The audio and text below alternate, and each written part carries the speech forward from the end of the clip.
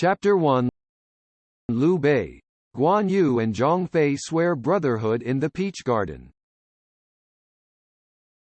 During the end of the Eastern Han Dynasty, the emperors Huan and Ling favored eunuchs, leading to increasingly corrupt politics and a difficult life for the people.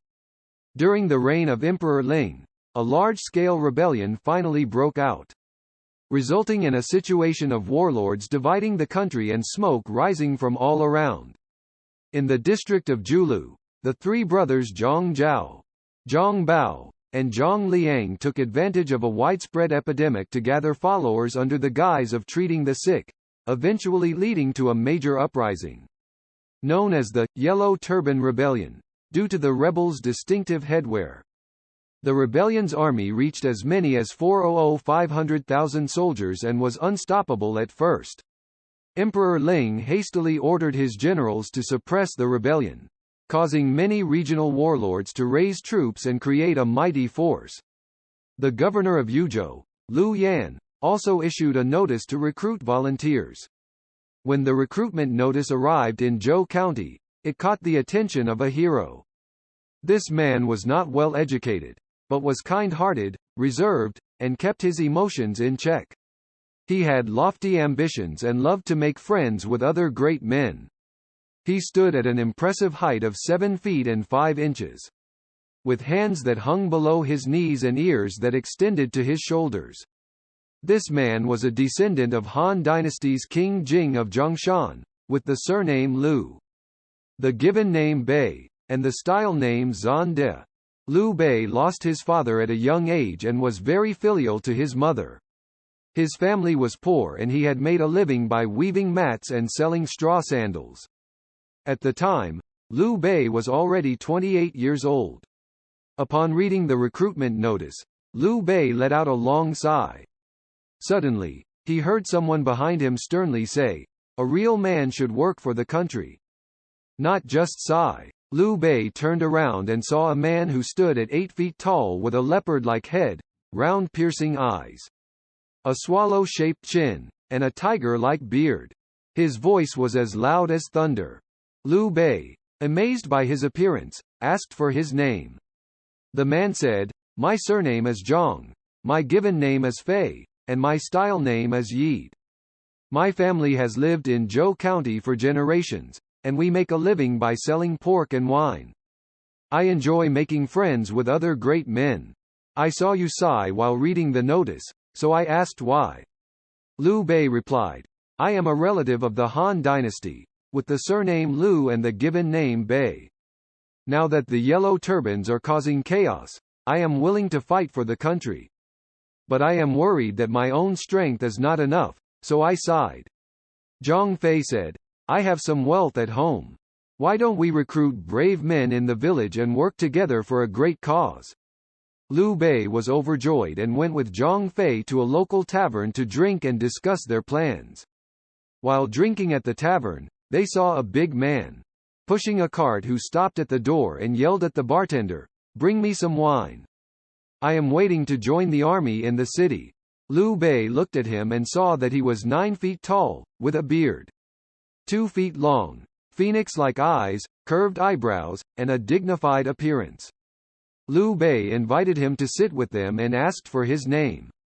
The man said, "My surname is Guan, my given name is Yu, and my style name is Yunchong. I killed a tyrant many years ago and have been wandering outside ever since. I heard that the army is recruiting here, so I came to join." Liu Bei told Guan Yu about their plan, and Guan Yu was delighted. They went to Zhang Fei's farm to discuss their plan. Zhang Fei said, "I have a peach garden behind my farm, and the flowers are in full bloom. Tomorrow, we should offer sacrifices to heaven and earth in the garden. Become brothers, and work together to achieve great things." Liu Bei and Guan Yu agreed. The next day, the three of them set up offerings in the peach garden, burned incense, and made a pledge, "We become brothers. Not born on the same day of the same year, but we wish to die on the same day of the same year. We will work together to help the needy and assist the weak, to serve our country, and benefit the people." Liu Bei was the eldest and became the leader. Guan Yu was second, and Zhang Fei was the third. They began to recruit soldiers and train their troops.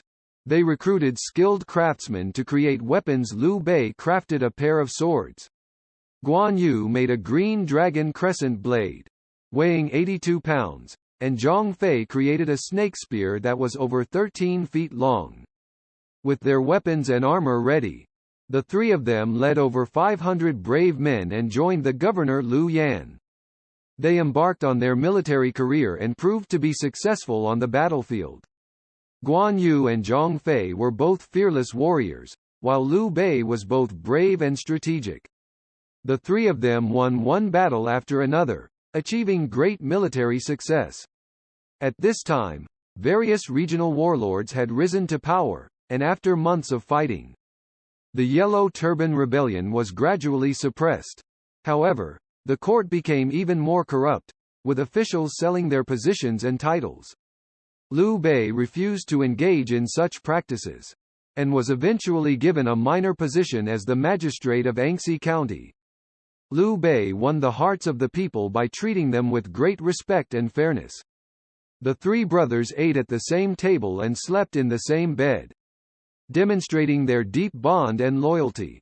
Liu Bei had only been in office for less than 4 months. When a postal inspector was sent to inspect his work, Liu Bei respectfully went out of the city to greet him, but the inspector was arrogant and haughty. Despite Liu Bei's respectful bowing, the inspector only lightly waved his whip in response. Guan Yu and Zhang Fei were both angry to see this. At the end, the inspector questioned Liu Bei about his background and threatened to dismiss officials like him, who falsely claimed military achievements, on behalf of the court. After returning to the county, Liu Bei discussed the matter with the county officials. The officials said, "The postal inspector is just trying to intimidate you to extort a bribe."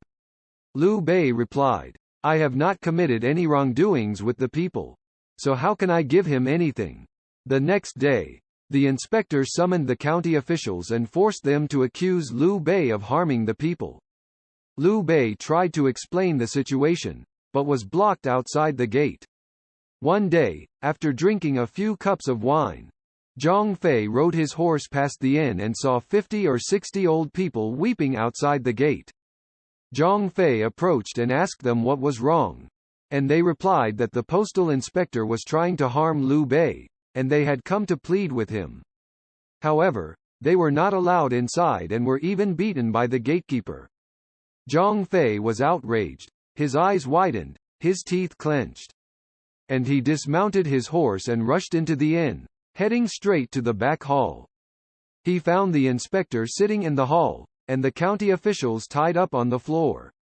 Zhang Fei shouted, "You evil oppressor! Do you know who I am?" Without waiting for a response, he grabbed the inspector by the hair, dragged him out of the inn, and all the way to the county office. There, he tied the inspector to a post and left him there. Zhang Fei grabbed a willow branch and whipped the postal inspector's legs with all his might, breaking over a dozen branches in the process. The crowd cheered and clapped. Liu Bei heard the commotion and rushed outside to see the inspector being beaten. He was shocked and asked Zhang Fei, who replied, "This oppressor deserves to be killed. What's the point in sparing him?" The inspector begged for mercy. "Lord Liu Bei, save me." Liu Bei was a kind-hearted man and ordered Zhang Fei to stop. Guan Yu came over and said, "Brother, you have done many great deeds. Yet you only hold a minor position. Now, you have been insulted by this postal inspector. I think we should kill him and pursue a greater goal." Liu Bei then took the official seal and hung it around the inspector's neck, scolding him. "You have harmed the people and should have been executed. For now, we'll spare your life, but we're leaving." Then he led Guan Yu and Zhang Fei to go to Daizhou to seek refuge with Liu Wei. Soon, bandits rose up in all directions. Liu Wei recommended Liu Bei to lead troops to suppress the bandits. After Liu Bei's achievements, the court forgave him for the crime of beating the postal inspector, and appointed him as the prefect of Pingyuan County.